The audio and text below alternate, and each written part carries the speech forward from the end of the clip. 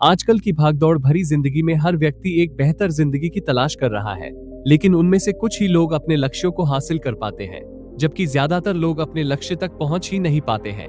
हम जब भी लक्ष्य की ओर अपना कदम बढ़ाते हैं तो हमारे मन में तरह तरह के विचार उठने लगते हैं, जैसे कि मैं ये हासिल कर पाऊंगा या नहीं, इसमें तो बहुत समय लगेगा और मेरे पास तो इतना समय ही नहीं है। अगर मैं असफल हो गया तो लोग क्या कहेंगे। तो आइए एक कहानी के माध्यम से समझते हैं कि कैसे अपने असफलता के डर को खत्म किया जा सकता है और हमारे मन में ये असफलता का डर क्यों होता है। बहुत समय पहले की बात है। एक बौद्ध सन्यासी एक जंगल के पास अपनी कुटिया बना के रहा करते थे। वे बौद्ध सन्यासी बहुत ही बुद्धिमान थे। कोई भी व्यक्ति उनके पास कोई परेशानी लेकर आता तो वह बहुत ही बुद्धिमानी से उस परेशानी का हल निकाल देते थे। एक दिन वह पास के गांव में भिक्षा मांगने के लिए गए थे और भिक्षा मांगकर वापस लौट रहे थे। रास्ते में उन्हें एक व्यक्ति ने रोक लिया। उस व्यक्ति ने बोला, मैंने सुना है आप बहुत ही बुद्धिमानी से किसी भी समस्या का समाधान कर देते हैं, लेकिन मुझे तो इस बात पर जरा सा भी भरोसा नहीं है। अगर आप सच में सभी समस्याओं का समाधान कर देते हैं तो क्या आप मेरे इस जटिल समस्या को सुलझा पाएंगे। मैंने लोगों से आपके बहुत से बुद्धिमानी के किस्से सुन रखे हैं, इसलिए मैं आपसे एक बात जानना चाह रहा हूँ कि हमें किसी भी काम में असफलता की घबराहट क्यों होती है और हम अपने किसी भी लक्ष्य को बिना असफलता की घबराहट के कैसे प्राप्त कर सकते हैं।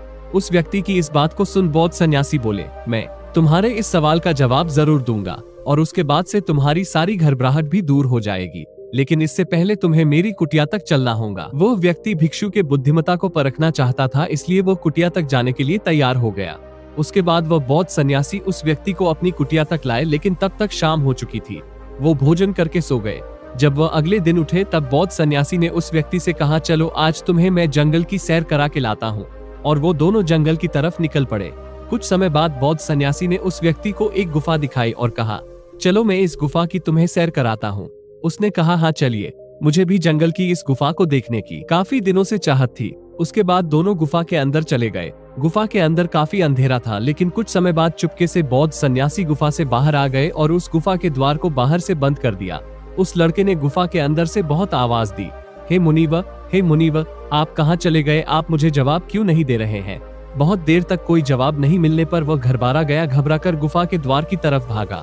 जैसे ही गुफा के प्रवेश द्वार पर पहुंचा, हैरान रह गया। यहाँ तो किसी ने गुफा के द्वार को बंद कर दिया है। अब मैं बाहर कैसे निकलूंगा?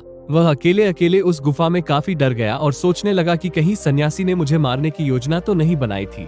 और वह गुफा में इधर उधर घूमकर बाहर निकलने का रास्ता ढूंढने लगा।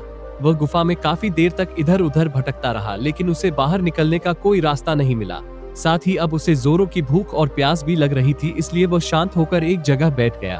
तभी एक सुरंग से उसे सूरज की रोशनी आती हुई दिखाई दी, पर उस तक पहुंचना बहुत ही कठिन था। उस सुरंग के चारों तरफ अंधेरा ही अंधेरा था और वह काफी ऊंचाई पर भी थी। फिर भी वह तुरंत उठा और अपनी भूख प्यास को भूलकर अपना सारा ध्यान उस गुफा से बाहर निकलने में लगा दिया। काफी मेहनत और कोशिश करने के बाद वह रोशनी आने वाली सुरंग तक पहुंच गया। काफी देर तक वह सुरंग में ऊपर चढ़ता गया। तभी अचानक उसे वह सन्यासी हाथ आगे बढ़ाते हुए दिखे। वे झट से सन्यासी का हाथ पकड़कर बाहर आ गया और बाहर आते ही सन्यासी पर गुस्सा करते हुए कहा, आप मुझे इस अंधेरी गुफा में छोड़कर अकेले क्यों आ गए? आपको पता है मैं कितना डर गया, मुझे कितनी प्यास लगी है। सन्यासी ने मुस्कुराते हुए उसे पानी दिया और बोले, तुम मेरी बातों को ध्यान से सुनना। तुम उस गुफा से बाहर सिर्फ 2 कारणों से निकल पाए हो। पहला कारण, तुम्हें बहुत भूख और प्यास लगी थी और दूसरा कारण, तुम्हें वहां घुटन महसूस हो रही थी, क्योंकि तुम्हें अपने दोस्तों और परिवार वालों के साथ रहने की आदत पड़ गई है। इसके अलावा और 2 मुख्य कारण हैं जिसके कारण तुम इस गुफा से बाहर निकल पाए हो। पहला कारण, तुम्हारे साथ वहां कहने के लिए कोई नहीं था।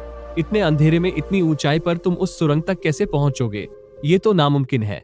दूसरा कारण, वहां कोई ये कहने वाला नहीं था कि चलो दूसरा रास्ता देखते हैं, इससे भी आसान रास्ता मिल जाएगा। सफलता प्राप्त करने का नियम भी कुछ ऐसा ही है। सफलता प्राप्त कैसे कर सकते हैं, इसे समझाने के लिए मैंने एक छोटी सी दुनिया बनाकर दिखाई है।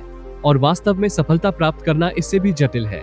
जब आप किसी लक्ष्य को पूरा करने जाते हैं तो सलाह देने के लिए बहुत से फालतू लोग मिल जाते हैं, जो खुद तो कुछ कर नहीं पाए और हमें ज्ञान देते हैं, ये मत करो, वो मत करो, तुमसे ये नहीं हो पाएगा, इससे अच्छा तो तुम वो काम कर लो। ऐसे ही वो हमारे दिमाग को भटका कर चले जाते हैं और हमें खुद पर संदेह होने लगता है, हमारा आत्मविश्वास डगमगा जाता है। सफलता न मिलने का एक कारण ये भी है कि सफलता पाने की प्रक्रिया थोड़ी लंबी होती है और हमारा मन घंटों घंटों में बदल जाता है, तो लक्ष्य को प्राप्त करने में सालों साल लग जाते हैं।